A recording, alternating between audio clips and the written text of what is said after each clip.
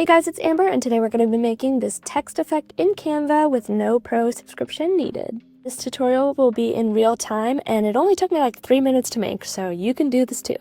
Okay, first off, we're going to start with a square, and we're going to turn it black. Then, for the sake of this tutorial, I chose the word mouse, and you're going to choose whatever bold text you like, because the thicker the text is, the better this effect is going to look. Then, resize your word to your liking, and then duplicate it for the amount of times you'd like it to appear on your image. Now for the rest of this tutorial, we're going to be working with free elements, so head over to elements and then type in black fade, and then make sure you toggle it to free if you're a free user.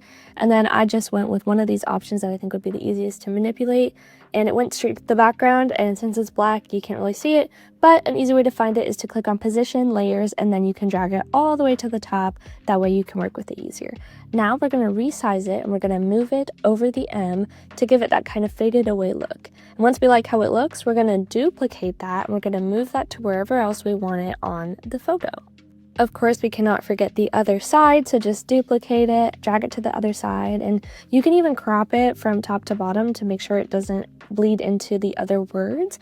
Just a precision tip, but yeah, once you're done, come back. Now we're going to head back to elements, and this time we're going to type in black lines. I had a spelling error, but it ended up working out, and then here you can just pick any one that you like. It should still be toggled to free, so don't worry about it.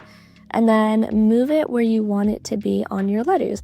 Obviously, you can experiment with this. You can add color if you want to and stuff like that. I was just trying to recreate a graphic that I saw on Facebook for somebody asking on how to do, so that's why I just kept it in black and white. But once you're happy with the alignment on that, do the same thing, duplicate it, and then move it to wherever we added the black fade. That way it gives it a mysterious looking design. And you're already done. That was super easy. I hope you enjoyed, and subscribe for more.